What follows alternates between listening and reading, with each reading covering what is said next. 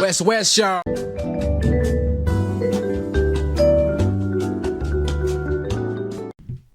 All right, welcome everybody. This is episode 103 of the EOTC, the Empty Out the Clip podcast.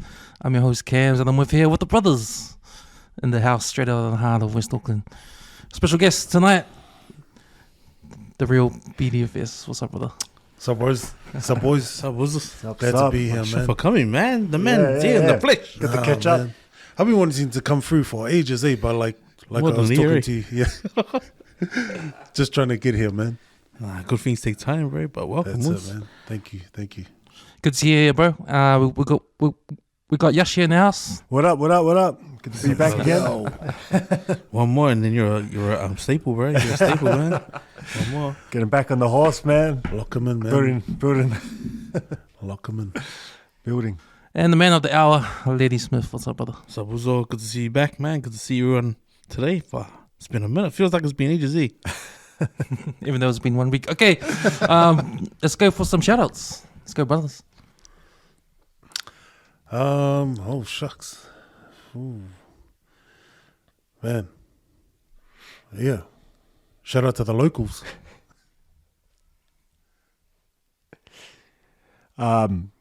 Not that they asked for it, but shout out. I guess I've been working Henderson Intermediate last 2 weeks, so shout out to those peeps. Think they're doing some good stuff. I'm really enjoying my time there with the staff and all that. So I don't know. Some people might not be happy with a few things there. I don't know. There's always a couple, but I think overall it's pretty awesome school, and I've been enjoying my first few weeks there. So shout out to the work they're doing with the Kamaiki coming through. So yeah, shout out to those guys. Oh man, I got a semi-big list, not even big, but shout out to the bro Tights Alia. He's been plugging in from Italy, so man finally touched down in his called Law's hometown. Safe travels also, and look forward to stalking some more of your photos. To my bro MK, the engineer, finally landed down on Sunshine Coast in the GC. Wishing you all the best, last. So enjoy the time while you're there, bro. Like I told you, you're going to kill it while you're there.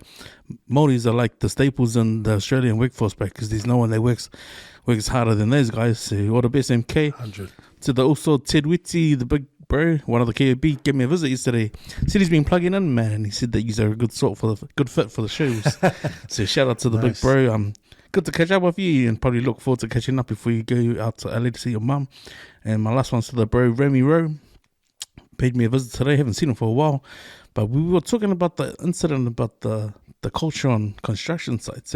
So he works under a Samoan guy, small crew, and he's just saying, man, some of the regulations around health and safety on construction sites can be a bit too much.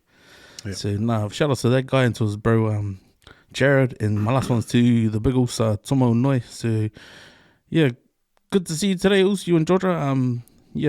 Can't wait to catch up and unravel some more of our last yarn that we had. So yeah, these are my shout outs. Nice. I just want to make shout out to the girls from the Afghanis group who came in the studio yesterday to record another episode. To Cinti and Ria. Was pretty good. It will come out tonight, I think 11:30 tonight. I got it scheduled. So big shout out to them. Also shout out to all the listeners of the West Network, to all our podcasts out there. And remember the Empty Out the Clip, the EOTC Facebook group page. It's a private group page. So if you want to jump in and post up some news or whatever's for us to talk about on the podcast, feel free to do so. All right, brothers, let's talk about what we did during the week. How was your week? My week was good. I was over in Melbourne to visit family, and I went over for a golf tournament with my old man, and that was really, really good. Just to have that bonding time with the old man, and that because he's been over there and we've been over here, so that was really good. And then catching up, with family, and that's always a buzz for me. So yeah, and then straight back into work. Do you into the golf or your old man? Or? I love golf, man. Oh, right. Man, you got to show us how to hit. I got a set of clubs, but I didn't know how to use it all. So come, man, I will show you, bro. Man, that's the new thing for me now, because I gave up drinking. Yeah. So I'm not drinking anymore, and I took up golf. Oh, wow. Yeah. So that's. How'd you like get into that? What's the transition, smoking to golf? No, I've always played golf with my dad. Yeah. But I was always at the driving range, but never on the course. Yeah. And then alcohol started getting to me, so I just finally kicked it, and then I took it seriously. So probably last 6 months, I've been going pretty hard out, you know. Yeah. Yeah, oh, nice. You got a little crew, or you just get out there? No, just me and my cousin at the moment. Yeah. But we got a Trans-Tasman thing going on All right, with some guys over there. So, yeah. I know a lot of the league guys and they get into it, eh? They have their golf, eh? Yeah, man. And the rugby boys too, you know. Yeah. See, like Bodine Barrett and them get into it. So, yeah. Quite a few of the guys. I've only been out a few times and I always keep getting in trouble because I'm too slow. Oh, yeah. You know the guys behind you? Yeah. They're like, hurry up. Call the marshals and say, hey, man, there's this guy behind me, man. Yeah. They get on your ass, eh? Yeah. But very therapeutic, man. Yeah. I recommend it to a lot of people, man. Nice. It's good for the mind, eh? Yeah. Have you seen the, what's it called? The Tiger, what's his name? Tiger Woods, his documentary? Yeah. Did you watch that? Yeah. That is really good. Yeah, it's really good. Good insight, eh? Yeah. That's great. Now, my week was good as, because the other week, my kids were sick and I was a bit sick as well, so it was good to have like a normal week. Kids go wrestling Monday, Wednesday after school, and then Bible studies Tuesdays, and then we had gymnastics yesterday. So it was good to get back into normal routine, and then second full week of work, and then training Letty's daughter a bit as well. So pretty sort of standard stuff, but it was just good not to be sick and do everything sort of full strength. And then the kids had their thing this morning at church. What did they do? Their pepper and that. They have to remember. Oh right, almost like Sunday school, eh? Yeah. And then so my wife was mainly doing that stuff, just making sure they remember their lines and all that. It's funny, they're only like 2 and 4. They're like, hey, you know, you better come first, you know. So that was good. That's finished good, that. Oh, nice. Now my week's been semi slow motion, eh? I think a lot of it's been because there's cold loose. Yeah. I ended up calling in sick Friday. I bellowed to the boss saying it was my son, but fuck, I felt like the gout kicking in my Achilles. And I could feel it there. I was just sitting in bed, moving my feet, and I was like, fuck, that didn't feel good, eh? Try to get up and walk. Better just lie back down. Yeah. So I went to the toilet, fucking grabbed my phone, just messaged, I'm not coming in, man, it's too... I don't want to risk it, eh? You know? Taking a caca and you I didn't want to be like that guy trying to see his daughter across the court, man. And I was like, fuck, better turn back. Yeah, so I was like, nah, let's leave it at that. So I just stayed in bed till about 11 o'clock. It's been busy, man. It's been good seeing a lot of guys come through the shop and just, having that quality 1 hour, having a good yarn. So, shout out to my bro, Tim, bro. Tim talks boxing, bro. He knows boxing, man. And just talking about the hype of this stale fight that happened today. The Spence and Crawford fight. So, it's good to catch up with that, bro. What's that Samoan dude? The Samoan boxer. He's like a lightweight, middleweight. Sweepy. Is it Sweepy? He's He's up there. Australian? He's up there. Yeah, Australian Samoan guy. Or is that Opataya? Is it Opataya? No, he's light, eh? Yeah, he's a lightweight. heavy, Lightweight guy. heavy. Yeah, I saw him when he came on the Matty John show or something. Oh, yeah, one of the yeah. free shows. Oh, they just were previewing the fights, because they always do Tim Zoo and that. Yeah. And then I think he was coming up as well, but that was good to see.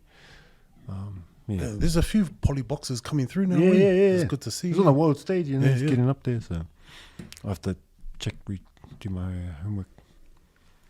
What about you, Cam? How was your week? A bit of a stay-home week. I was sick with the flu. I think I caught it from Tuesday when we had our work boot camps that we do in our car park just during our lunch break.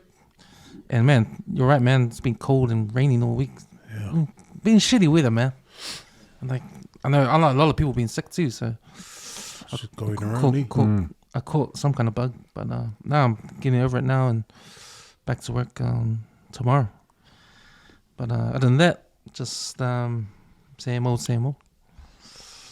Yeah. Okay, boys. We'll just head off to our first story. So, at the moment, there's a trial going on. So it's the Lauren Dickerson trial. A mother who's charged for murdering her 3 young kids, Leanne, Maya, and Carla, in September of 2021.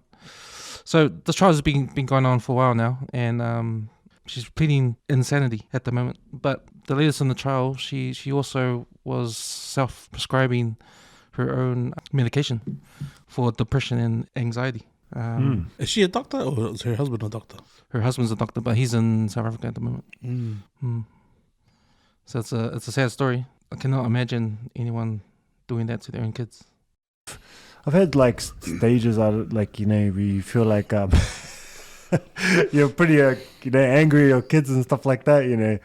But I you know, never like that. But I can see how like domestic stuff happens, because you get pretty fired up sometimes, especially if you have like stuff on your own life, and then you come home and they're mucking around or whatever, and just sort of like just slowly eating away at your last little bit of patience or whatever. Yeah. But to get to that stage, I don't know.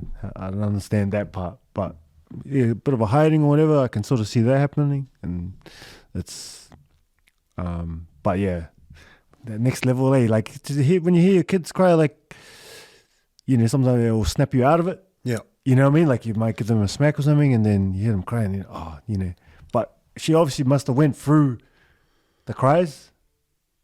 Yeah. Do you know what I mean? Yeah. She might, because they're initially gonna cry, and then you keep going. Like she went blank. Yeah. Yeah. Because you know, so she like, because she choked them out, 2 of them. Like? Yeah, she strangled him. Yeah, so that's quite a rage, eh?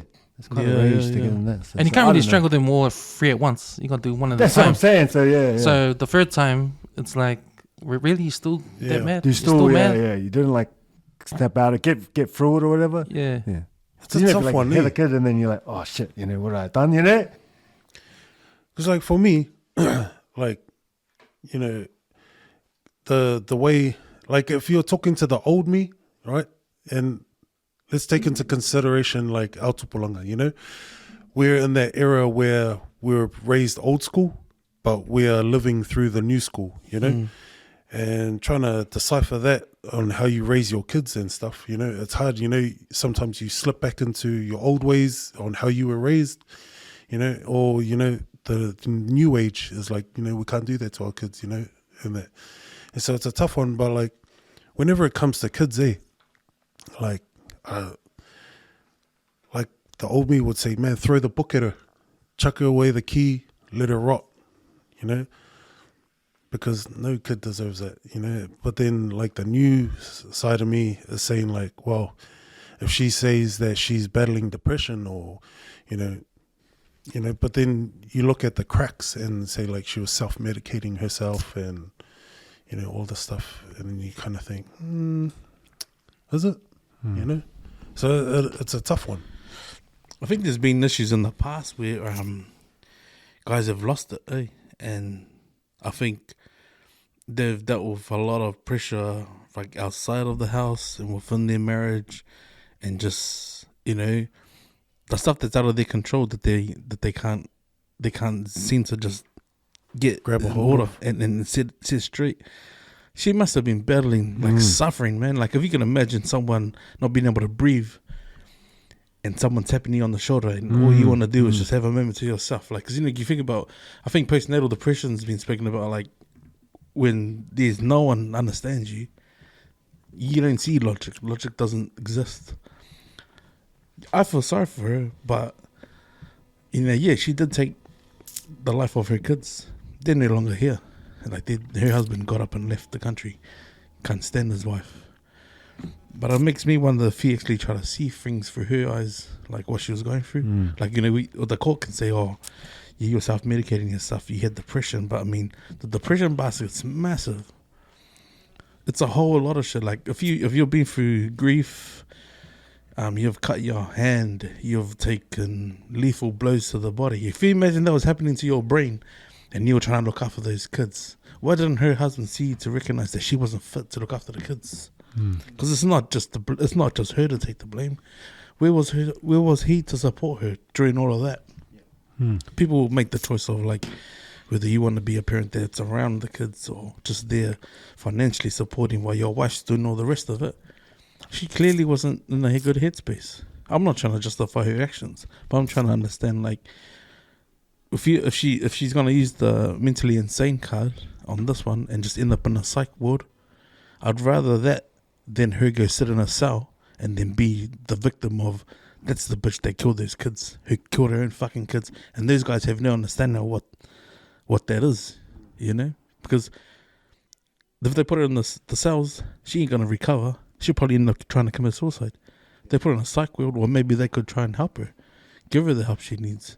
She'll probably be remorseful right to the day that she dies, because she took the lives of her own kids. There's no way, like, even though they explain that they had trouble trying to have kids, and the husband can only say, oh, she was never affectionate to the kids and all the rest of that bullshit.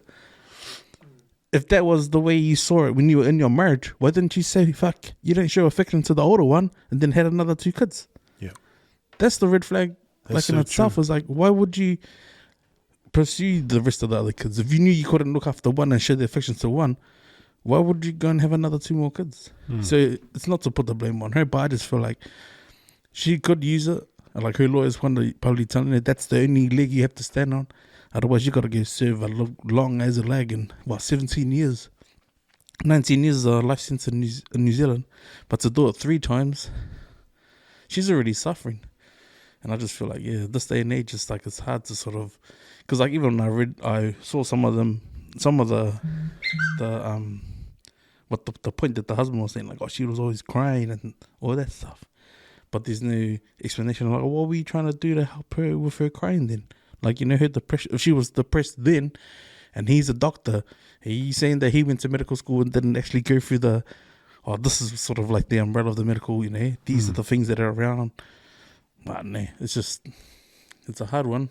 But yeah, like we don't know. It's just. And I'm glad you brought that on, man, because that's like a totally new insight for me, you know, like seeing it from that point of view, you know, because it's no one ever, you know, like you're saying, like walk a day in my shoes, you know, look through my eyes, you know.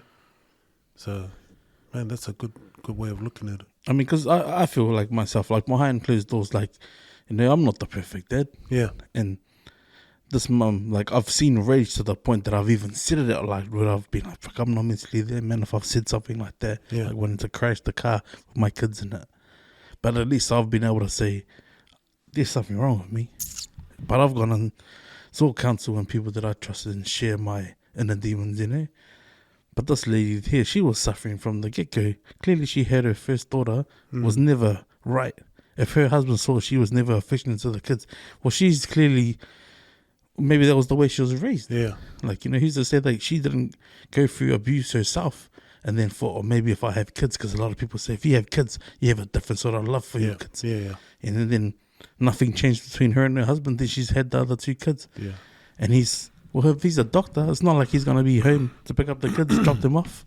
100%. It was just it seems like a whole lot of shit that was just landed on her plate, and she just wasn't being like in a position to deal with her own thoughts, you know? Yeah, man, it's pretty heavy, eh? Like with her getting to that stage, it's always like a process, eh? It's like, you know, over time, well, I don't know what would happen. Yeah, maybe her own stuff, her husband ignoring the signs, eh? Not seeing it in it. I still think it's, you know, still her own actions. Like, yeah. It's unexcusable. But I see what you mean with the husband, because like I was married before, and we had a divorce, and like I didn't see stuff, but now I can sort of see it more. Yeah. You know? It's like, hindsight, eh? Yeah. Now like I'm more aware of the signs and stuff like that. I was too like fixated on my own like journey and stuff, path, and then like by the time she told me, and then I was trying to like try to fix it, she was already gone. Like she was gone for like 6 months. You know, mentally. Yeah. So like if I wanted to save it, I had to do it earlier. Yeah. But I didn't even notice. Yeah. Until like 6 months later, and I was like, I think she's checked out. You know, there's no saving this type of thing. So I could see what you mean. Like he didn't pick up on signs whenever it was. Yeah. Like to help her to seek help or whatever it was. Like maybe we shouldn't put off this baby for, you know, until you're feeling better or whatever. Yeah. It's that type of thing. So She was in a new environment as well, eh? yeah. Hey, like to move countries. Yeah. Amongst all the rest put on their plate, it was like, how was someone supposed to hit the ground running like that? 100. It's one thing to carry like you imagine the 90-Day Fiance where we saw Ashewelu fucking have his 2 kids. He moved the country, was never paying his obligation to his family back home in Samoa, and then you'd see episodes of him hopping out of the car, goes straight to the door, and Kalani's at the back grabbing both the kids, and she's got the keys to open the door, and he's just standing there. It's like, this poor lady was gonna be at home by herself with the kids, and her husband's gone to work. But you're gonna be like, damn, it's just me. Like, I couldn't imagine trying to do that by myself. Bro, no way. I'm not trying to run a straight house, and especially like with kids under the age of 10. Yeah, bro, that's it. I had the kids Friday afternoon, and then it was me and my wife and the kids all day yesterday. And like by the time it was like Gaele time and stuff, I was over it. Yeah, 100%, bro. And it was only like 5, 6 o'clock, and I'm like, I can't wait till these kids go to sleep. I just want my own time, you know. And that was only one day. Yeah, like a day and a half. Yeah, Oh, day a day and a half, couple hours. you know? Yeah. And so I was like, yeah, day in, day out. Bro. I'm like, Yeah, I couldn't do my wife's job, man. Yeah, She's like, a bro, champion, straight up, bro. man. yeah, But that's tough. That's tough. I feel like she deserves the mental, like, to use the insanity card, because if the courts is trying to pin it on her and for her actions, she's obviously knowing that move would have been the straw that broke the horse's back. And then just to think about it in her own mind, like sometimes, like, because I've been there when I thought, like, man, I've overthought stuff. The procrastinating starts. Yeah. I just park it and I just run from out the one and even look at it. Just the sight of it is enough to tip me over. So they were obviously planning to move. If they got here, but she hasn't moved past all the stuff that's happened previously, all he did was just add more stuff to her pot, and she was just boiling over. It was just a matter of time. Trying to have kids and just put a lid on it was, that's not going to work, man. And that was the tipping point, was that she ended up killing her kids, man. Yeah, I don't want to like compare it, but I could sort of see in a way, because when I moved over from Aussie with my first wife, it feels weird saying that, but she was with all my family, and so there was a struggle because she didn't have the support of her family. Yeah. So then, like, now I'm married, like, I understand my wife needs to be around her family a lot. Yeah. So now, like, I'm better for it. Like, she needs that comfort and support type of thing. Like, that's what should have happened, eh? Yeah. You know? So the husband actually left her before the kids died. She killed the kids. Went back to South Africa. So here's a few. So he made it over here with her, though. Yeah. And so he didn't see, like, he wasn't here when it happened. So he might have been going through stuff himself. Yeah. You know? Yeah. For sure. So she said in a quote, she said, "I did the twins first. The first one was really, really, really horrible to me lately." The mum explained. She had been biting me and hitting me and scratching me and throwing tantrums 24 hours a day, and I just don't know how to manage that. That is why I did her first. Yeah, it's not to justify her actions, but it's just like, if she's explaining what got her to that point, what are you supposed to do, man? Yes. But now I've heard of guys like, I think it was years ago where a guy, he split with his wife and he didn't want her he didn't want his daughter to go back to her mum. And then it was almost like, if you try to understand it through his eyes, it's like, if I can't have you, no one can have you. And if you can't be with me, no one's gonna get there. So he took her life and took his own life. Yeah. And that's probably what her fucking thoughts were, man. If your dad's gonna fuck off and leave us here and we're gonna struggle like this, how about I just do it? Make life easy for everyone. Yeah, there's like different mentalities about it, because like you see the immigrant story, like probably our grandparents and all that, they're like tough as nails, coming over here, and they just made it work. Yeah, for, I don't know, 5, 6, 7 kids, and they just figured it out. And even like other immigrants from like Africa or some of the Middle East and all that, they're just tough, and they just figure it. But then, like we talked about last week, I guess some people are just not cut out like that, Yeah. I think even with that generation, there's always one thing. There's got to be something that ain't full. Like, like I think about it, and like in my family, like I see like how my parents came over here, they done it hard, and they managed. But like what suffered was like they weren't home all the time. It was like the kids. We were just kids raising ourselves, sort of thing, Yeah. Whereas this day and age is like, bro, you wouldn't even think about going to work and leave your 9-year-old kids at home to cook dinner and be all right till 6 a.m. Yeah. But what's changed though? Because social media, eh? Technology. We're more aware of what's going on. Yeah. Out, you know. I know our kids are more occupied more than ever. Yeah. Like you got TV, you got the internet. Back in our day, it was like we had the newspaper, Yeah. books from the library. The library was like a good place, man, just like the DVD shop was. Yeah. We used to play outside a lot. I don't know if but I don't know. I feel like a lot of parents these days don't feel safe doing that with their kids. Yeah. Just letting them run around. I don't know. But I I remember haven't gotten to that age yet. My kids are still young. when we stayed in Kelston, man, we knew like our neighbors that were like 500 meters down the road, all the way up to our house. You know, both ways. You know, now I don't even know my next door neighbor. Yeah. You know, I don't know how many kids he's got, or you know, even the neighbor across from me. Yeah. Even the cost of living's added to that stuff too, you know. I've seen neighbors come and go. People moving in and out of the neighborhood. I feel like we're busier too. So like getting to know the neighbors, I look at them, they look at me, and we're both tired. Yeah. And we just do the nod and go inside. Yeah. And Like, we're spoiled for choice, bro. Like we might have had a chat before, because maybe we weren't as tired or whatever. And, Yeah. you know, how's work or how's the kids or whatever. But now we're just like, and then we just go Yeah. inside. You know, we can't be bothered chopping it up about something. We're spoiled for choice too, man. How do you mean? Instead of going to Pack and Save, back in the day, it was only one Pack and Save on Lincoln Road. Yeah. Now you can go to Pack and Save, Countdown, Yeah. Fresh, or like New World. You can go everywhere, man. Yeah. It wasn't just one KFC. Then he's got a KFC, Burger King, Yeah. McDonald's, Carl's Jr. It's just like, it's too much of a variety to go, you know? That's it. Back in the day, it was like, just get the 10 fresh and the liver bread. Yeah. It's going to be afternoon tea. But I know I agree with what you're saying. Like you end up missing something because you're not going to get everything. So your parents bring you up. They work a lot. They don't say they love you. They don't cuddle you, but they look after you. And so maybe we say we love them and that, but they miss out somewhere else. Yeah. You know what I mean? Like there's nothing. It's never perfect. They're not going to get everything. You know what I mean? Maybe that's all they knew. Yeah. And that's what it is. Hey. Yeah. They just, they got us to a certain position. And I believe in that too. Like, whatever they learned over their lifespan as young adults and then to become parents, Yeah. they took us up to the point that they knew how to. Yeah. Whereas, like, for our generation, we need to take the good and pick what we want that we feel is good for us. Yeah.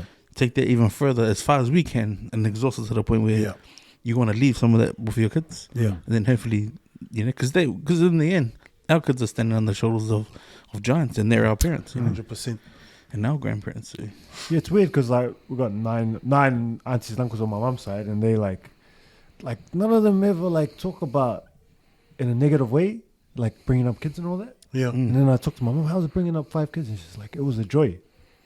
I'm Oh, like, straight up, bro. so it's just weird. All of them never like seemed depressed or went down or anything like that. I don't know. It was just a different mentality. Even now, like they're still happy. Like I don't know. My late aunt and my parents, man, they were like that. It's like whenever the kids came from the islands and they were here, and they were like, "Oh, did you get sent here because you're the naughty one back home, or did you get sent here because you're here to help your parents or get education?" But we always got this because they ended up staying with us for years, you know. Yeah. And that was just the way the house worked. It was like, "Oh, someone says he's gonna stay with us." Yeah. Like that's why I still never room. I'm 18. It's all good. The mattress and the lounge is all good. But yeah, like you know, my parents were never turning away people from our house. Yeah. And Didn't your parents take in some our family as well, eh? Oh, they might have. Oh, no, I think my parents, shucks. Yeah, I'm not too sure. I think my sister was telling me that I think your dad took them in or something like that. I don't know the history. Oh, when they as well. first arrived? Yeah. Just in the Odds beginning. would have been before you and then bought on Canal. Yeah. Probably before then, like Yeah. to get on their feet and that, eh? Yeah, because we were the first out on our street in Ranui, on Erlich.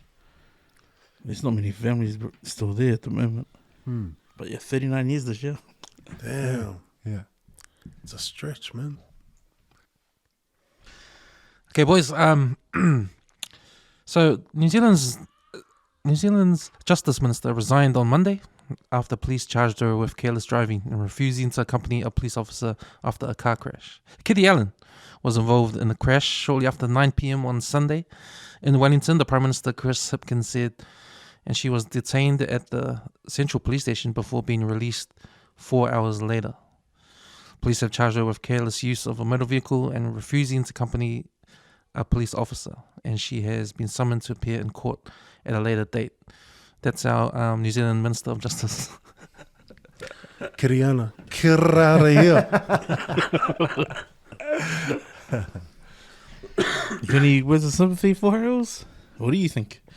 No, I don't know. Like, I haven't had much, like uprising in Korea and all that sort of stuff. But you do feel it, eh? Like when you do get something, you're like, I'm the big dog now, or like I'm getting up there. So I don't know. That's like they're on the extra level, eh? So I don't know what you're thinking, but I'm assuming it's something like I'm untouchable almost, like. Yeah. And I think you can't help but have a little bit of that in you, you know? Yeah. And then that's what you end up doing, just... Well, I feel like if there was such thing as a Minister of Entertainment, this wouldn't be a story. She would still keep a job, I guess. Yeah, but I just think anybody, like, in politics and all that, like, you can't help but let it cross your mind, eh? Like, I could get away with this or that. But the thing is, like, this is the job that you're going for, and you know that the spotlight is going to be on you 100% of the time. So you have, the moment you go left, Yeah. the media is going to be on you. So Phones are out, something's out, yeah. and then to say, oh, do you know who I am? Bro. I think even the officer would have been stunned there. Like, Yeah. What the fuck? I don't know if you know this, but I'm actually a big deal. I'm actually They gonna. think it, man. They think it. Yeah. To be honest, You when gotta- when I saw her, I felt sorry for her. And the reason why I got mad love for her because she's from the hood. She's one of ours, bro. I'm gonna own her, even though whatever happened to her. I know she was going through some health issues. I think a couple of years ago. And I remember she went on leave. But then I remember there was an incident not long after that, over a New Year's incident. And that was probably when she was her. Common theme. Well, it could have been like, cause I think it was like a health scare, like cancer. Oh, yeah. And I remember she would have thought, fuck, you hear the cancer word, might not even have a few years. So she obviously went out, she got in trouble. She didn't get arrested for it. It was never processed like that. But then she managed to get a minister's job, But then to hear this story, it was like, damn. That's why I was like, sad. Colour of fire, But I mean, yeah, she's done well. Like, this is a girl that used to jump on the back of on the actual 135. Get out, because she's from Auckland Grammar. She used to come all the way through. And we'd see her, And like just to see her face even in the MP's run and then to make it to government, I was like, bro, you gotta give her respect, It's like, if she had said that shit in the hood, bro, the cost would have. I'm like, it's all good. My bad. Are you sure you're right to get home? I'm sure Roger they would have dropped her off. Man, look, I understand, like, there's some perks that come with the job, but then, there's, like, can the next guy get away with that? Yeah, that's exactly it. Or can I get away with that? Yeah. But yeah, I mean, 101A, MP's like, man, you set the tone, you make the rules, abide. 100%. No one's above the law, It's one rule for all. It's not, actually, I just cherry pick at the moment. Yeah. We'll just pretend it didn't happen, but I mean. Because remember, there was a time where I was going through the NRL players, when they were doing stuff behind closed doors, and, we all know that the spotlight is on, or they know that the spotlight is on them as well, because they're, what do you call it, to the younger generation, Yeah. And so that's the whole protecting the image of the NRL itself, because the next generation's going to be the face of it. That's it. It's the same thing, and it goes through everybody, whatever job you're in. Yeah. It's going to be... She should have just kept her hair blonde. You got to... it's all about if you're, like, apologetic, and your attitude is, even if, like, few tears, you can win the people back, if you look like you're genuine and you really care, but if you're just like, you don't really care, sort of thing, and then that's when people hate you, Yeah. But if you're like real apologetic, and I think we're I'm at a only stage. human, we all make mistakes. Yeah. Like if she had jumped on the shade, like, good morning, everyone. Yeah, I fucked up. Yeah, like that. People like that. Word, eh? Yeah. No, but you're right there. I think, yeah. And a few tears. It's the accountability, yeah. If you say, fuck yeah, I fucked up. Yeah. You know, if she does, maybe the polls might say the same thing. See, she should use that to her advantage, because I feel like that with the Polynesian community, you know, that's all we want is you to face up, say, look, I done this, you know, and I'm really sorry. And we're like, sweet, I accept your apology. Now let's jump back on the train and get her up there. Yeah, you know, bro, I think, respectively, the Polynesian community would have been like, yeah, man, she's one of ours. Like, let's rally behind her. Yeah. Even if she had gone one step further, man, she would have got a Master Vezungatu from a Tongan family and just went to the ifunga outside of Chris Wickham's house. I know. She's waiting for you to lift it off, man. Like, bro, that'll go down massive in history. Like, But then the next person that does it. Well, depends if she's Polynesian or he's Polynesian or not, you know? Because I know we always back our own. Yeah. You know? Hard up. I mean, Kamala Sipuloni, you know, when she got her malu, man, bro, the whole community was on board, you know? Yeah. It was like, that's one of ours. There was a few one time, wasn't it? Was there a few? Because my wife was saying, how come they didn't put that stuff in the news? Like, there was a few. Yeah. The Malutan and stuff. Yeah. Oh, actually, that's a good story, Yeah, 100%, man. It's a good story. People that are, up there sort of thing. It's funny you said you got to face the music and just admit you did wrong, because I remember ages ago, Shane Jones, I don't know if you guys know Shane Jones, but I don't know what ministry he was back then, but he got caught spending the company credit card on porn in his hotel room. Damn.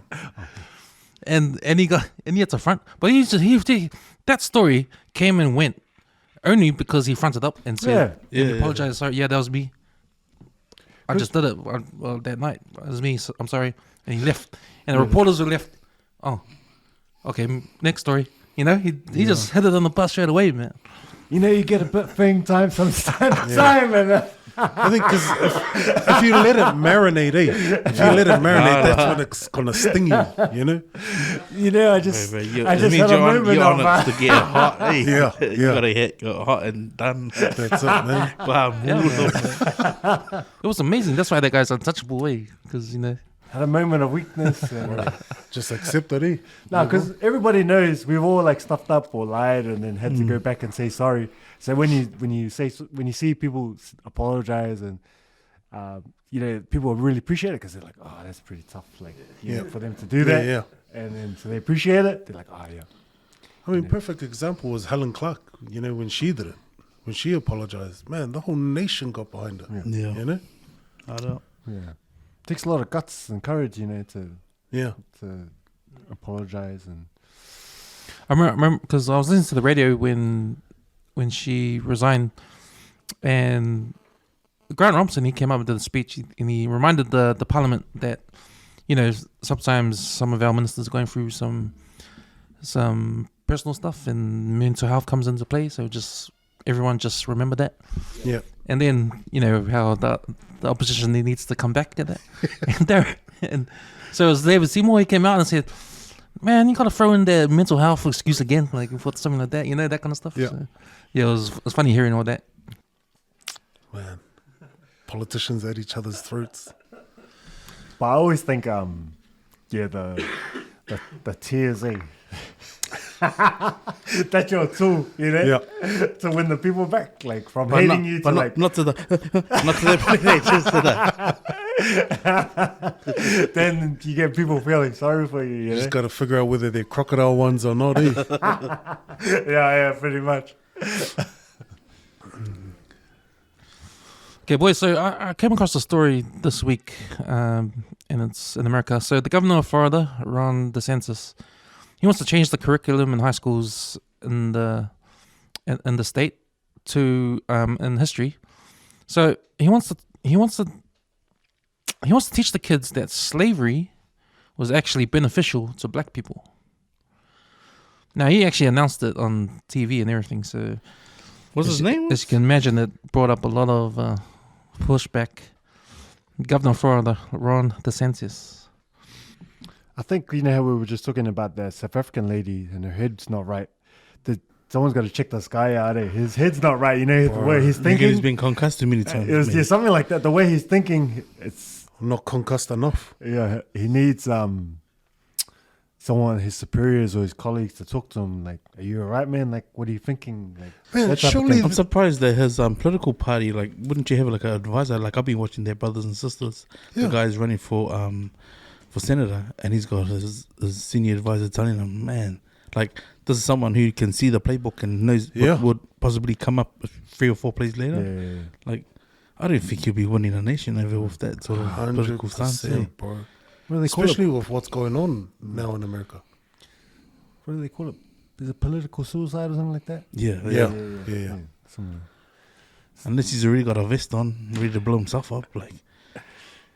Man. Because I don't think you could come back from something Nah. like that if you really went public with it and told. Did he go public with it, Cam? Yeah, He did, he? he's gone public with it. Yeah. So he said this slavery was actually a good thing, and there were bad people on both sides. That's why history gets it wrong. I'd like for him to dig a bit deeper and explain himself. Because I think Is he everybody talking about knows the it wasn't a develop good of- thing, so I don't know how you break that down, sort of thing. Well, he could be looking at it from the point of view like if the Peruvian warships didn't come through the Pacific and scrape up all these guys, giving them the false hope that you're doing the Lord's work, they wouldn't have ended up on the other side of the world. Maybe he could be looking at it that way. Man. Even there's a whole generation missing from the islands. Yeah. I think he's trying to take the guilt away. I think that's the hidden agenda, yeah. You reckon? Or just sweep it under the carpet. Because that's also teaching the white kids, see.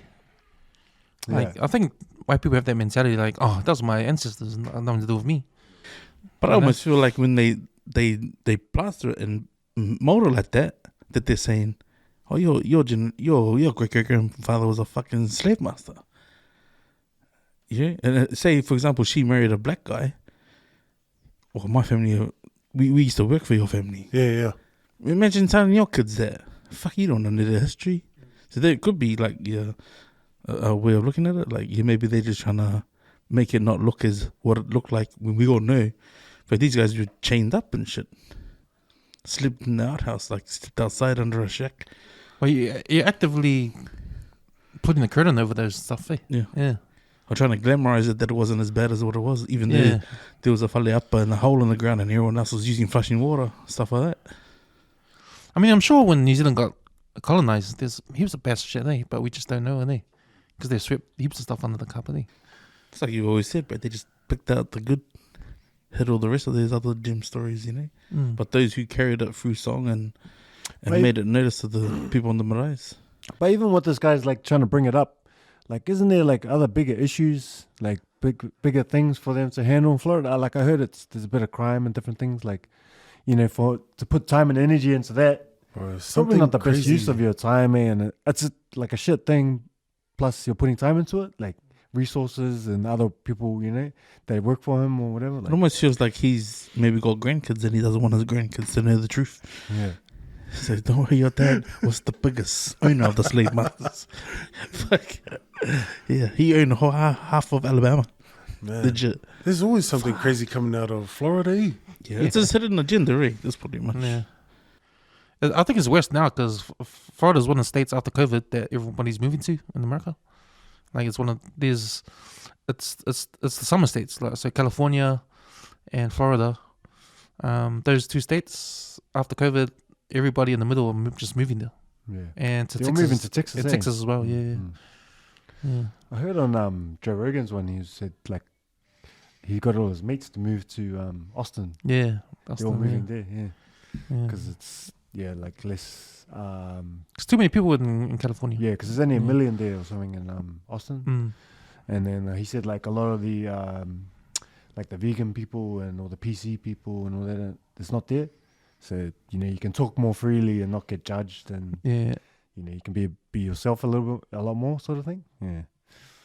Oh, that's Well, let's just say that same incident with one of our ministers here said that in Z.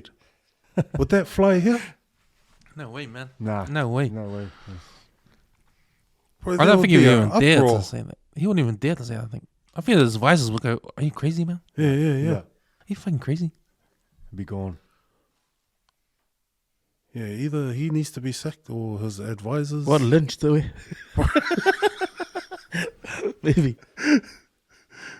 But that's the problem with America. Eh? Like you hear stupid things like that, and you can see all the millions of people that agree. Mm.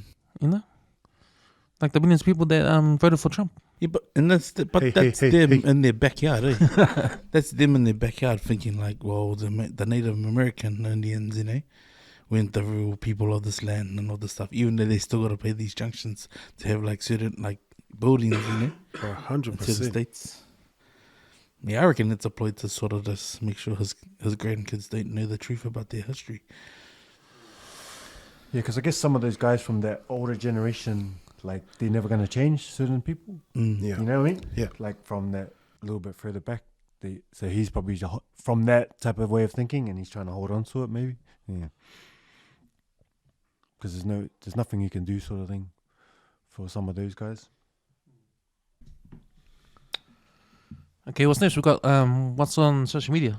So when you guys sitting on the Folly Wheeler, just scrolling on your phones, what's been coming up this past week? Man, I've been, because I'm kind of like I'm a serious guy, so I've been trying to like laugh. So yeah, we watch like camp stuff and the Hollywood and Tuivasa and that. Just all the funny guys basically just try to like loosen up and relax and have a laugh. So that's what I've been sort of more scrolling through lately. Yeah. Man. Just trying to have a little giggle, lighten up. Bro, my algorithm is messed up, man. It's just like golf, comedy, and bro, yeah, that's about all that I'm scrolling through at the moment. They redid the alligator one and that. Then we had a few good giggles in that. The Hollywood the hush analysis. Oh, bro, you know what? I think it's one of my life missions to go meet him. Meet this Hollywood husband. Yeah, so because I don't think anyone. He's never shown his face on his socials, and maybe only a selective feed know what he looks like. He's got a private page. He came on the podcast, but he had his face covered up. Oh, gee. Yeah. He's the man. Yeah. Okay, he got I saw on his thing he got invited to Samoa on that day. Yeah, so that's pretty cool. Yeah. HB tour. I've been you know, I'm into my DIY videos.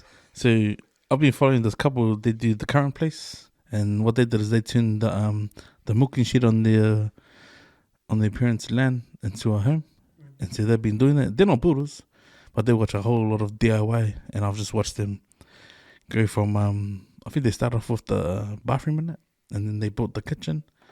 So it's just a chalet, and they've just been doing the interior. And now it's been pretty cool to watch, because all they do is they do like reels. So it's like a minute. You just watch what they've managed to put in for the week. And it's funny because a lot of people comment like this, like, and there's a lot of tradies, eh? So like, if they're not sure of something, instead of going to YouTube or like, you know, Google, or go down to the Mitre 10, they'll just go, so if anyone's watching who's got some ideas. And a couple of the videos, he's like trying to make a footstool, and he says, oh, I want to put a footstool inside the shower, you know, and I'm going to make a little box for it. So he'll go and get heaps of timber from outside, and he'll plane it down, cut it to size. But he's actually got the clock going as well. And like, he goes, oh, if you wanted to know how much time I spend on this little footstool, it's going on 12 hours now. And in the end, he doesn't even use it. There's little stupid things like that. I'm like, for some reason, I just can't stop watching this guy. Yeah, but yeah, his wife, she does all the voiceovers. So I've been watching her and this chick, Lisa Perez Cullen, and she's just a day-to-day mum, and she does her voiceovers. But man, it's crack up listening to her content, watching a bit of her. And then on YouTube, I've been following this family in the States, Samoan family. It's called Cooking with Rena. Bro, they are deep with subscribers, man. Hey. Like, they live in the projects, like, legit, like, you Whereabouts? know. I don't know, I've never dug that deep. Is it cold or hot? No, it's hot. It'll be hot. In California then. And they're always going down to this lake. But, man, where they are, like, it shows where they live in the complex. Like, maybe all the houses are stuck together. And it's legit like the projects back in the days. Like, you know, like it's almost like what's that movie? The favelas. The Boys in the Hood movie. Oh, yeah. Those houses, you know, they all stuck together. It's like that. Yeah. It's just that there's no guys playing dice or anything. So they live in one of those complexes. But you see their rides there. It's not until you see the camper van, the freaking monster truck on the lift, like a F450 with the high-rise lift, the 8-inch lift. Must be Southerners. And the monster rooms, man. And then they got a caravan. Yeah. And then he's got a Lincoln Navigator, man. So it's like, obviously they're making money, but bro, just watching them, man, it's just. And the reason why she put her page together is because she's like, oh, my kids are growing. So they got a son who's in the military. There's another son, I think he's trying to get into college. And then a daughter, 2 younger boys. But yeah, it's pretty cool, man, watching. Because all she does is cook. She's always cooking. And because they're away from family, they like to post. Because they just thought, oh man, you know what? We can't afford to keep, to buy a computer and store all our memories. We should just upload it and just save them there. So we can just remember our trips. But the man I love they get from all the family. And what I love about it, he said general name, like his name, the dad's name is Chef and the wife's name is Rena. But Chef always talks to his family while he's eating. Yeah. And then when he finishes, he goes, I miss his family. He starts crying, says, oh man, if he could eat what I can smell in front of me, then he would he would be like so pleased. But man, I'm fixated on it. I watch it every week. But yeah, this story is pretty cool. Like, especially when you see this guy, man, you'd be like, oh, man, the guy works hard. But he works in a factory doing garage doors. Man, that's wholesome, man. But he's pretty cool, like, and you see the intro, you'd be like, what the hell is that recorded with like an old school camera? But then when you see the content, you're like, man, that's probably why people watch, because it's real. Yeah. Because bro, turkey bombs every week, goes without fail. Molly PP's on. Yeah, man. Yeah, but I saw one video that's cool. It was one guy who's took 2 years to lose weight. So he's obese, right? But he took a photo every day for 2 years in front of the mirror, and he stitched it all together so it goes like a video, and just see his body shrink. It's so cool when you watch it. Like the first shot, he's massive, he's big, but then you press play and it just flicks and see his body just go smaller, and see his man boobs go up like that, and then he starts to get abs, and you see the abs start to come in, and then at the end, he's shredded. And I was like, damn! But it took 2 years. It's 2 years. That was amazing. Then I had to grind it back and watch it again just to see his body like go big, down, shape, and then the shape starts happening. Yeah. And then at the end, abs and. It's like those ones when you do the in the corner of your book, eh? Yeah. You just do it like the corner. Yeah, man. So that's like a transformation, eh? You see the transformation firsthand. Yeah. Wow, look so cool. It's good. It's 2 years. It's not a quick fix sort of thing, eh? Yeah. But is that possible for 2 years? Or you can do it, let's say? It's good. Like, it's good because it's, it's long. People want the quick, but that's the reality, eh? Yeah. So I saw that video. That was pretty cool. And one other video I saw was do you watch this Amazon? What's the best things to buy on Amazon? And they show all these little things you can get to help your life, Like there's one video that shows a spoon there's a spoon and it's got a dent in it. So when you place it on your bench, it doesn't touch the bench. The spoon bit doesn't touch the bench.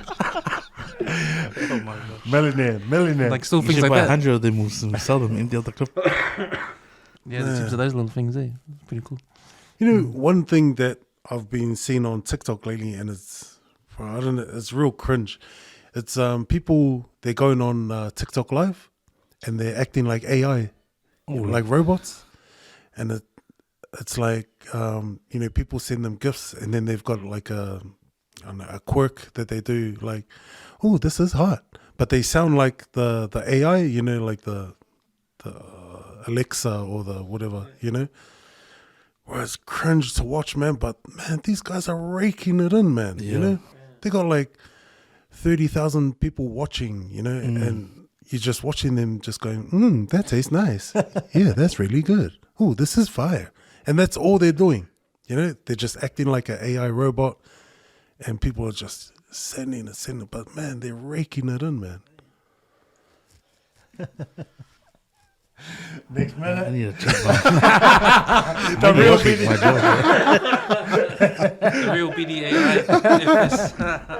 I'm not doing comedy anymore, guys. I'm being an AI. It's like those videos you see with those guys that act like they're what's that game? The Is it GTA. GTA. Yeah. Yeah. Ever seen those videos? That's funny. They're actually moving like Yeah, the character.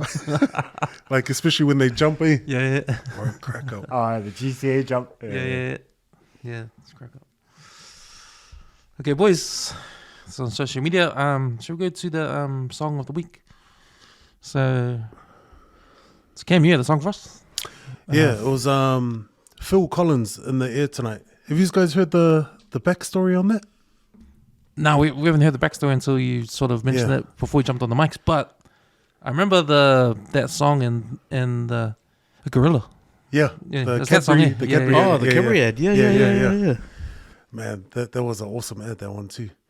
But yeah, the story to it was when Phil Collins was younger, him and his mate, they went out swimming, and his mate was in trouble in the water, and he was, kind of signaling like he was drowning. And Phil Collins, signaled out to the guy in the boat, save my friend, he's drowning. And the guy in the boat kind of ignored him and then just carried on. And apparently the mate ended up drowning. And years later, when Phil Collins became the actual guy, famous in that, he found out who the boat guy was, gave him front row tickets to his concert. And when that song In the Air Tonight came on, he sang it directly to him. And then a couple of weeks later, old matey nicked himself. But man, yeah, the lyrics to that song are deep, man. I heard that was the first time he did the song as well. Yeah. Oh, yeah. wow. Yeah. The night of the concert, Yeah. inviting the guy. Yeah. So he didn't do any. Yeah. Damn. And then it blew up like off one. Yeah. One. Yeah. Kind of like that. It blew up. Just off one. I wonder if one he time. would have did like the press show for it, station to station, about why the song, what the song was inspired by. Because if I read the first verse, it goes, "Well, if you told me you were drowning, I would not lend a hand. I've seen your face before, my friend, but I don't know if you know who I am. While I was there and I saw what you did, I saw it with my own two eyes. So you can wipe off that grin. I know where you've been. It's all been a pack of lies." That's not saying something, man. Imagine hearing that, and knowing what you did. Like, finding out that kid drowned and you went, oh man, I took off. And then hearing those words, It's like, man, is this guy talking about me or? Yeah. He should That's just. deep, eh? He didn't need to. He just needed to apologize, isn't it? Yeah. Yeah, man, that would have. He could have been. That's what. That's scary. You freak out, Yeah, eh? yeah, That could yeah. happen, eh? Yeah. Right? 100%. Because not everyone, like I It's said, an instant second, like I've eh? said, not everyone has their cape underneath their make yeah. Yeah. Yeah. and everyone freezes there Yeah. at the best of times. Yeah. Shit. Wonder what he left for. Maybe you're scared or...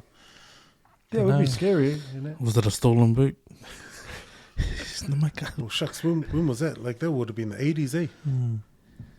But, because, they always say if you're going to save someone in the water, like, you got to... Make Like, sure look- you know Yeah, yourself. so he's like, I don't swim that well, Yeah, maybe, yeah. or like, this guy isn't going to pull me down. 'Cause Yeah, that's yeah. what happens, eh? Yeah, They pull you down because they're trying to survive, Yeah. and then, that's it. yeah, I don't know, but there could have been a few things going through his head, eh? Maybe say sorry and say, oh, give me some of those royalties. I need a new boat. Hey, I made that song too, I was only supposed to wash the boot. It was my girlfriend's dad's boot, so I just thought, go. Really? No, come. I can't be part of this, man. Yeah. You trying to drag me into this? At least I like singing, at least I like sure. Go. This boat's not even registered. Oh, yeah. It's a good song, though. Good song. Yeah, Great good song. track, Good song. track, man. It's kind of funny because the Capri did the ad of the gorilla. Yeah. Like it puts you, distracts you away from what it was really about. Yeah. Because the gorilla is synonymous of the song now, I think. Yeah. Yeah. Chocolate. Damn. But wasn't that ad ever is it the palm oil? Is the palm oil, eh? I'm sure it's to do with the palm oil. You know, they extract that oil. I think Cadbury had a chocolate and it used to, is it the popoa or the popoa? The chocolate. And it was the oil, the palm oil. But the fact that they had the ape playing it, they're like, hold up, that's in the, like, wherever those monkeys are, that's it was their ruining source of food, and it was ruining their habitat. Yeah, the habitat. Yeah, that's right. Yeah, guys, man, I'm like, oh, goes okay. deeper. Put some eyes on them. Put some eyes on them. Okay, we got a new segment on this episode. Take it away. Yeah, man. You know, because I've just been pondering. So obviously, when I drive and I listen to some of these pods that we've laced, and this was inspired on the back of the late returns with Sully Moa and Kems. We did the film review of Sione's wedding. So I thought we could call this segment Look How Far We've Come. And inspired by you as well, my bro. People come in and they talk about like, oh man, back in the day. And I like to say to people like, man, you know, back in the day they didn't have one of those. And I think about like, shucks, who was that guy? And one of these guys was a guy named Kim Scott. Kim bought a barber shop out west, and he was sort of like the first urban barber. So when I had a sit down with the bro Ted, he was like saying, shucks, I haven't had a haircut since Kim was around. So it was quite honourable to cut Ted's hair and talk about back in the day. And he was talking about like places like someplace else, like he used to be a doorman. And I was saying, man, and I asked who owned that, and we were just sharing conversation. But when I think about it, I was like, doorman back then, predominantly Pacifica guys, right? And you look at the space now and the space that we hold now. Yesterday, Australia played New Zealand, and both captains were Samoans. So I think as a race, like, you know, we'll just speak for us as being Samoan. But like, what's crack up is that my memory feed, when it refreshes or it comes up with like moments that I like to share, and I like to sort of like, man, that'd be a good memory if it pops back up. And if you think about speakers at the moment, JBL speakers are like the hardest speakers, eh? No matter what people say, I remember people used to say, nah, they're the monster speakers or the Beats by Dre. But like JBL, the most, bro, it's like, I don't think there's anything that projects better sound than JBL. And I was going through the ads, you know how some of the ads pop up. And Sulu Fitzpatrick, she's a silver fern, and she's got a mull on her body. She wears her on her feet. And the beautiful thing about that image when I saw it is like, it's a no limit ad, sponsored by JBL at the bottom. It's a JBL promo for a soundbar. You see Samoa and just on this body, you know, it's this one that you can just identify with. So if you knew, and like these days, like you don't need to know because everyone already knows now. You know, I remember, you would remember when Nome Fatso had his and he wore it at the World Cup, and in Japan, people were like, oh, you know, that's Yakuza, but nah, that's Anganoo, you know, walking on the field.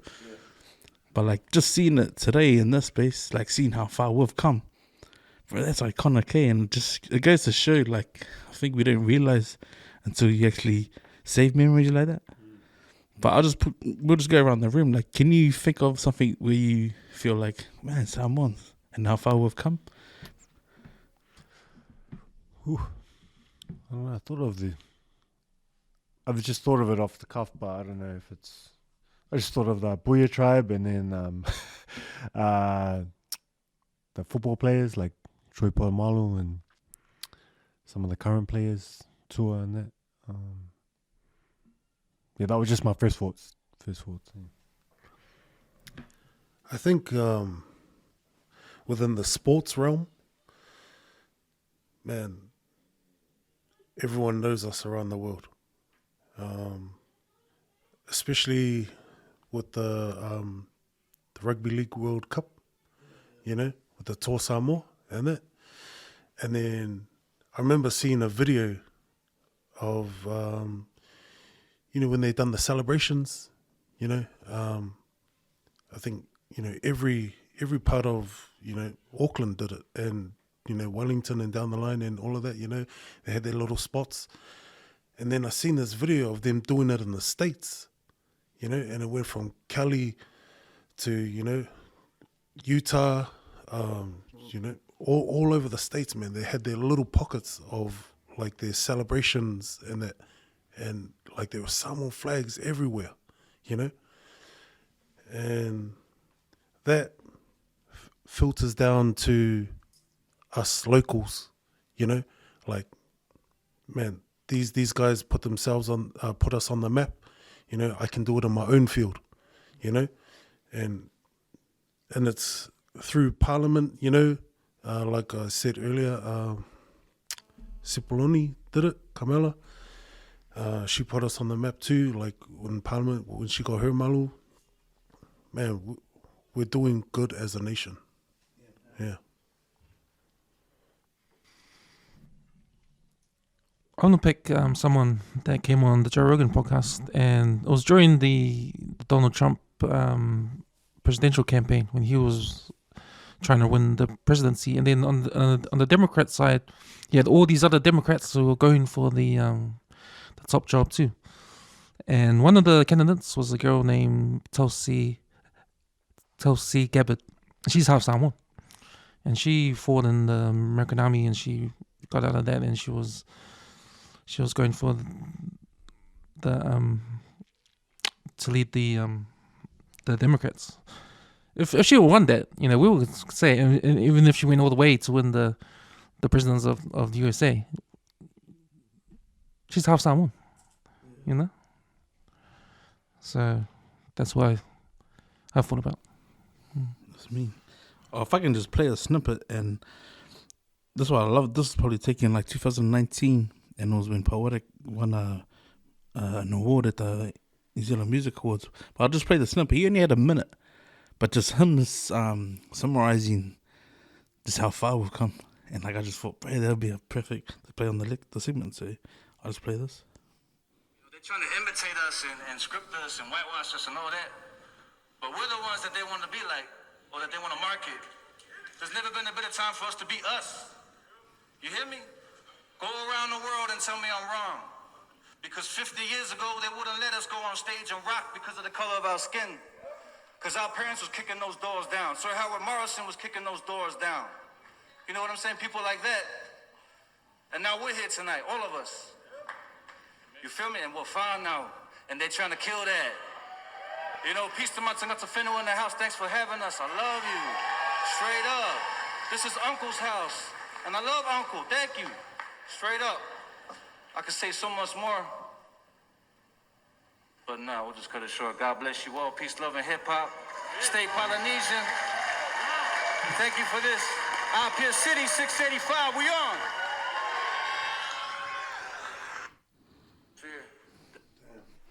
I love that, eh? That to me is like keeping genuine and remembering, eh? But also appreciating, especially the reflection part of life. I think that's one thing that we don't tend to do enough. But yeah, that was just the first little snippet of look how far we've come, man. Because I think it's a good feed. It's beautiful to see. Even like within the space, bro. You got the bro here. He's put out this network. You got Big Daddy Fat Sex in his space.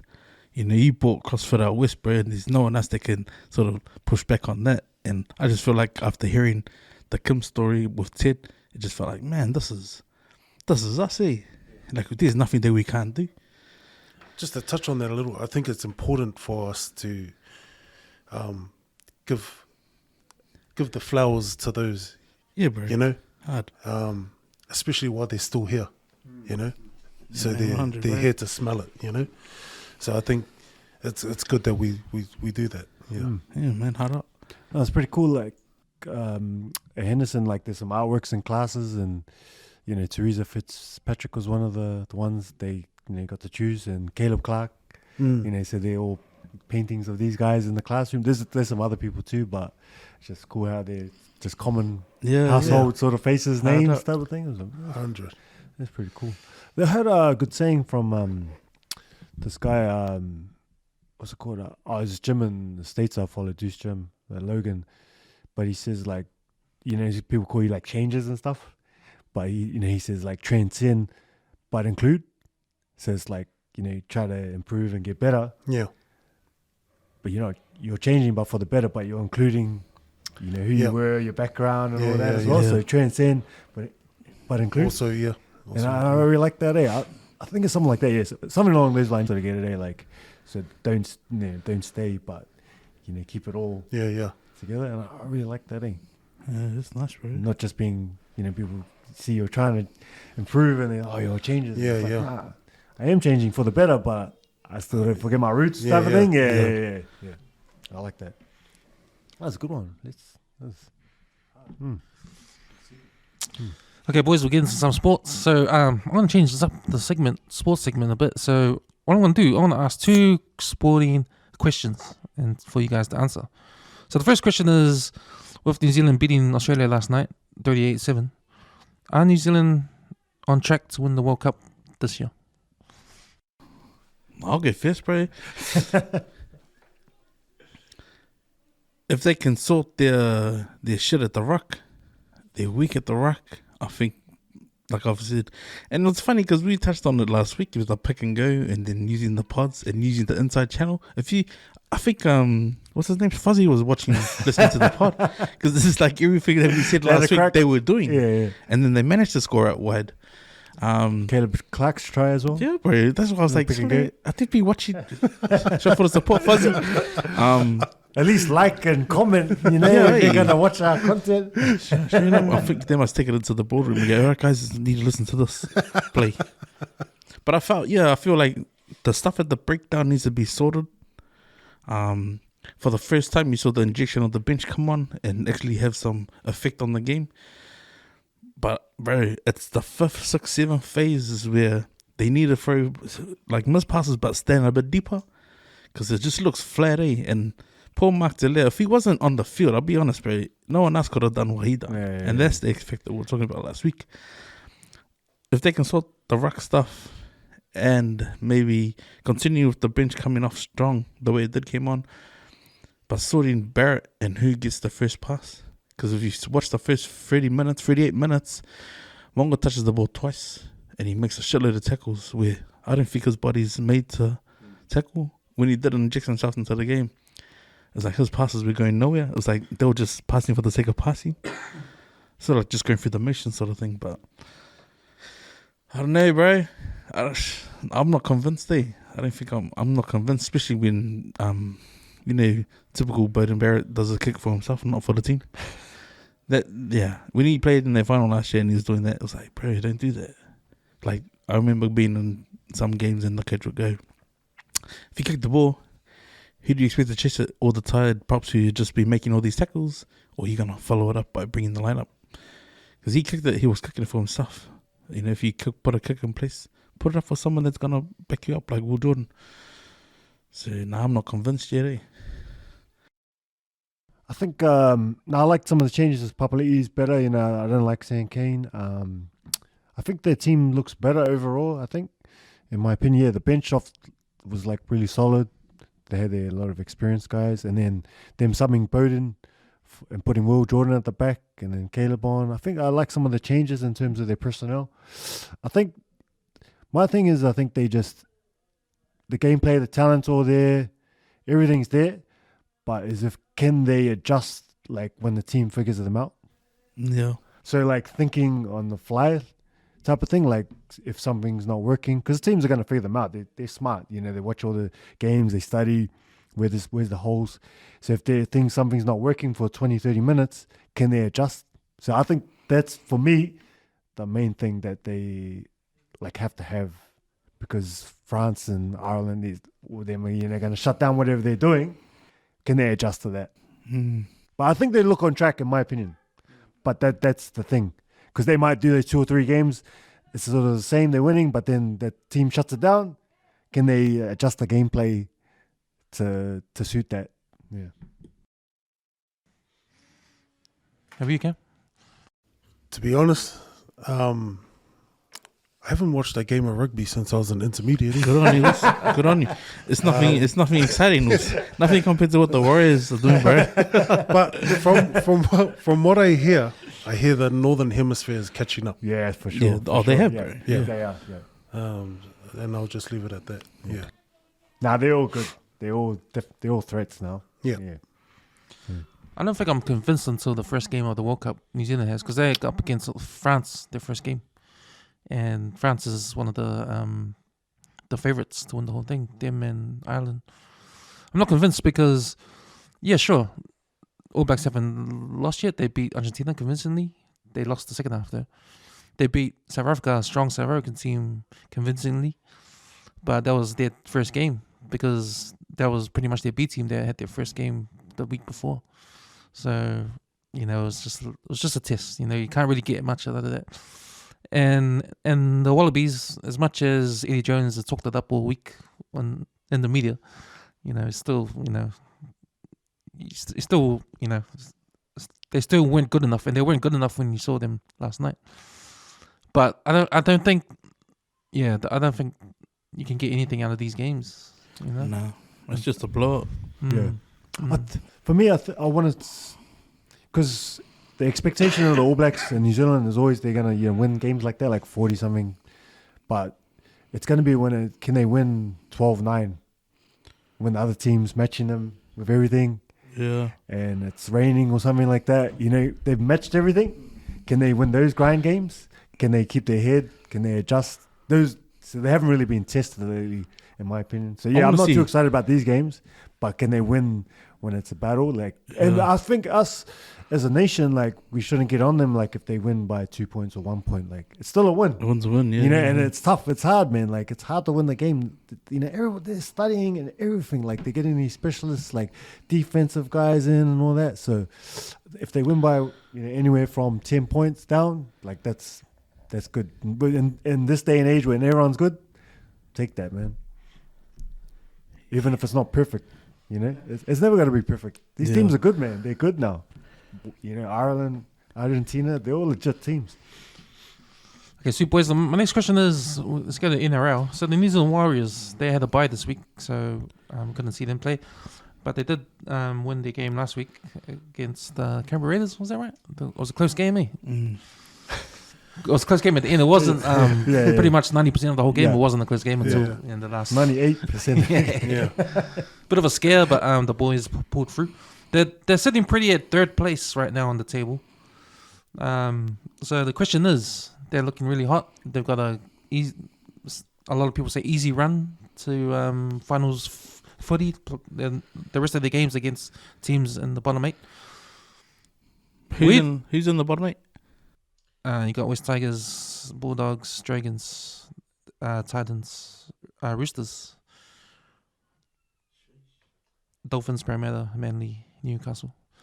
So my question is, how far will the Warriors go into the playoffs? If I'm being honest, bro, top 4. Top 4 definite, and possibly finals. The way that Webster's running the team, man, like, it's hard. Like, man, the change from last season to this season is purely just confidence. That's all you see out on the paddock is just confidence. And like, we haven't seen that since like the old days, you know, like with the Palesinas and, you know, and all those boys. You haven't seen that much confidence in the boys like since that, you know, even when Sean Johnson came on board, it was like, man, yeah, that one person's going to save our team. But, man, every single player backs himself. Yeah. You know? And I think that alone is what's going to get us to the final. Will they win the final or just... We're going to win it, bro. I'm going to get my money Been a back for all long those time bets. coming. Are they? How are you, Yash? Yeah, I think they're a chance for top 4, and then I think from there anything's possible.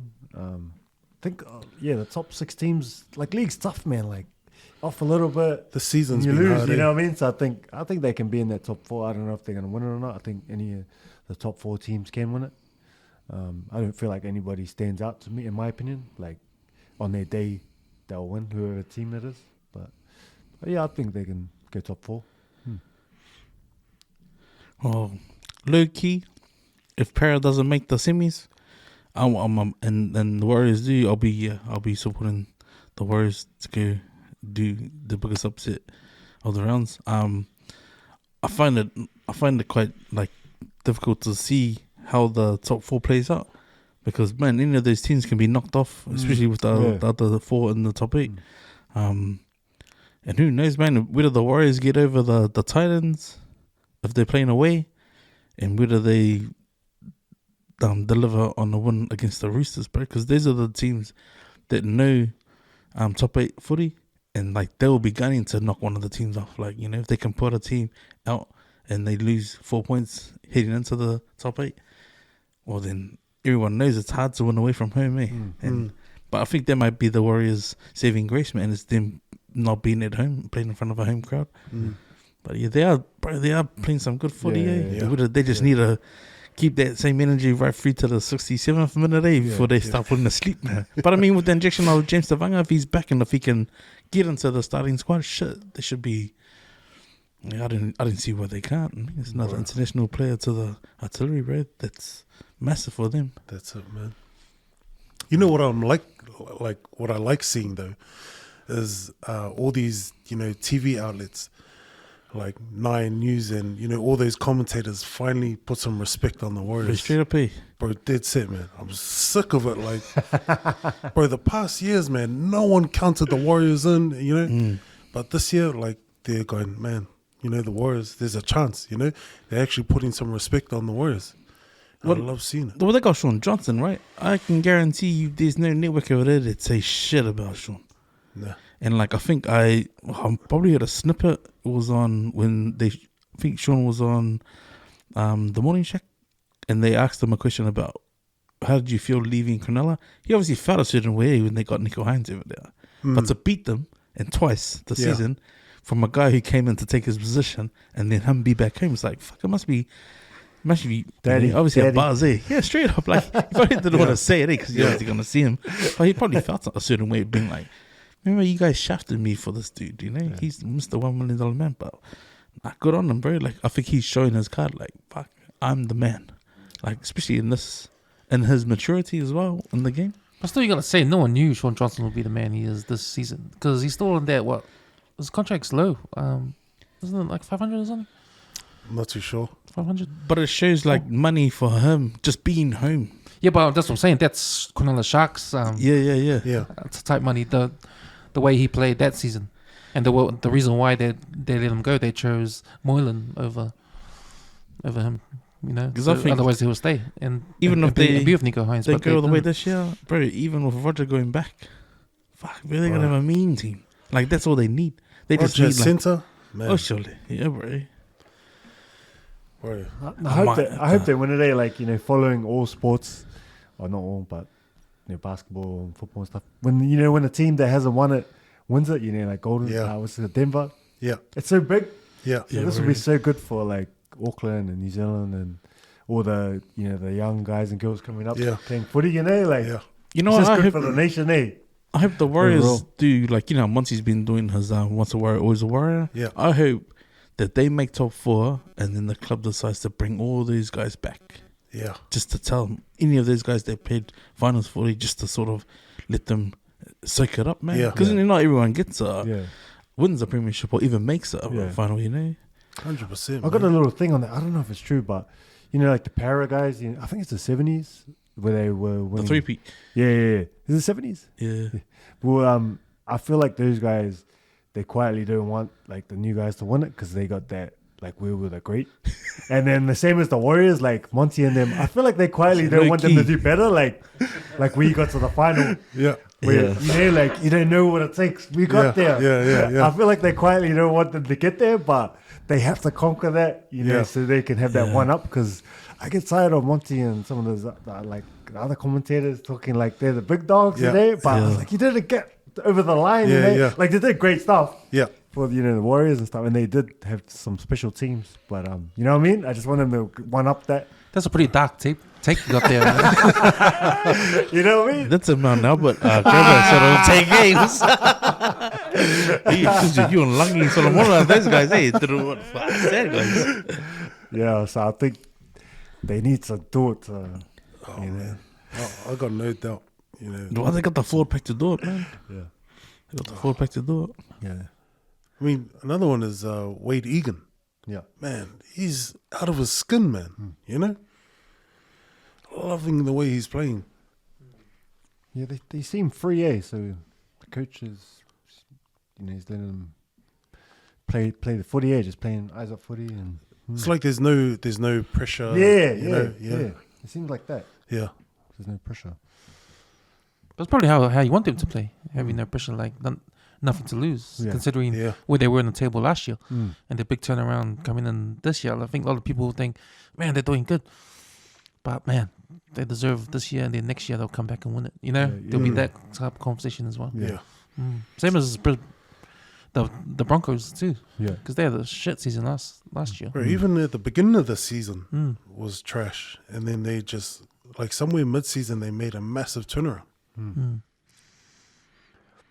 Yeah, working with like a few teams the last few years, like I didn't sort of get like, before that, like why teams they have like winning and losing streaks and stuff like that. Now I'm like sort of get it more, like you get better over the season. You know, like your structures or plays or adjustments, or you get worse. You know, because if you lose a few, then like there's bickering, and so I could sort of understand it more. Like work like coaching the last few years. Yeah. I'm like, This is why I've always said you on know? the pod, they never started buying into it until after round 10. Yeah. Because the teams that start off as bro, you can even see it, man. Yeah. You screenshot from round 10 to where it is. I think when we get up to about 20, Yeah. right, that's not the same top Yeah, 4. yeah. I mean, top 8. It can go in either way though. Yeah. Like they got better or they got worse. Like Yeah. you know, they're putting the pieces together or they're not putting the pieces together. I always thought after Origins was interesting because Yeah. everyone's just Yeah. concentrating now. Yeah. Like Origins finished, Yeah. back to club. Let's try to win this. Yeah, it's a big part of the season after the Origin. I think Roosters have had a turn of bad luck, eh? Yeah, bro. Yeah. Big tonight. low key, good job.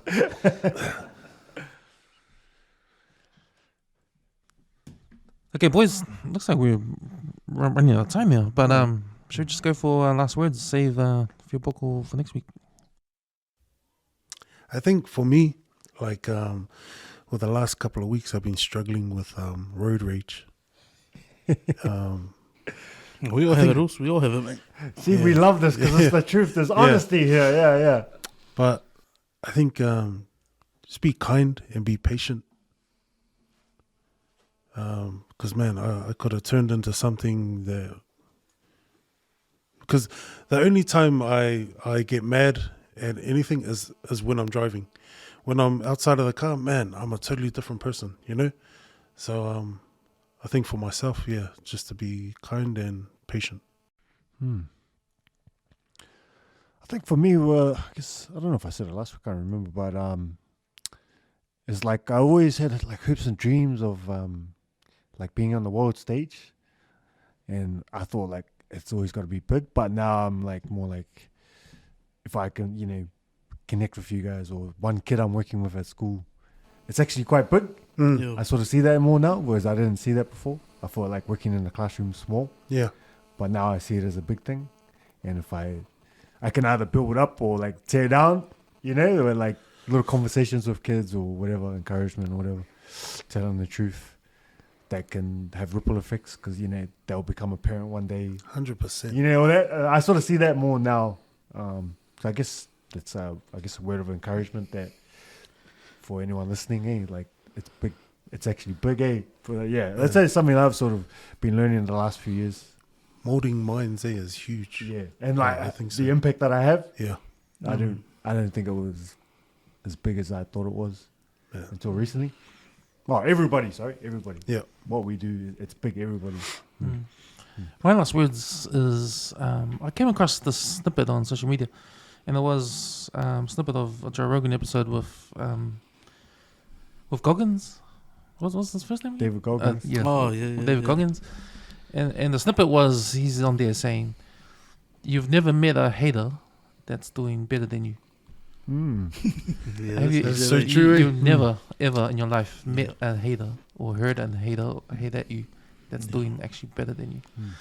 Anyway, I heard that and I was thinking about it. I was thinking, I was thinking if all the haters that said on social media about our podcast and stuff like that, you know, and I was wondering if this guy was right, if he was right. I was thinking, so all the haters that comment on your social medias about whatever you put out there, yeah, well, where's their social media stuff, you know? Yeah. So that's example way.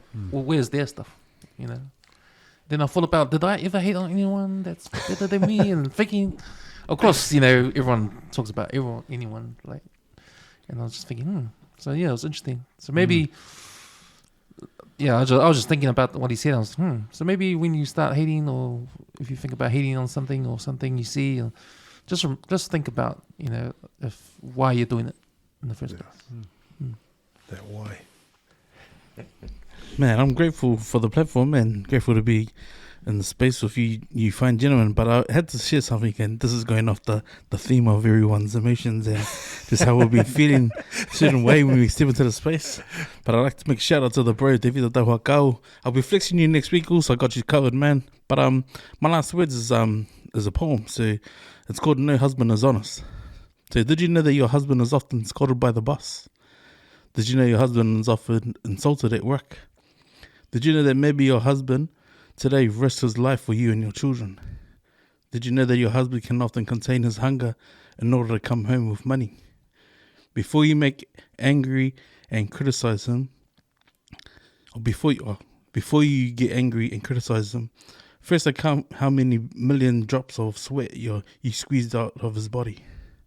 Take a look at his eyes and perhaps maybe realize that his eyes already shed many tears to see you smile. And if until today he has not been able to fulfill all the wishes, it's only due to circumstance. There is no head of a family who does not want to see his family happy with him. Before you get angry with him, observe and reflect on what your husband does. And his husband, and your husband, he might work harder to meet the needs of his family. Some parents are not good at telling their children about his pain. They swallow themselves. He wants his wife to know how hard he's fighting. He doesn't want to appear weak to his family. He just wants his wife to be proud of him and be proud of his work. So to all the fathers out there, may your tiredness be a blessing. And I said that so wholeheartedly. And it's great to be in a good space with great gentlemen. So you know what it is. Sweet boys, let's get the fuck out of here. Shadows. Only glasses, eh?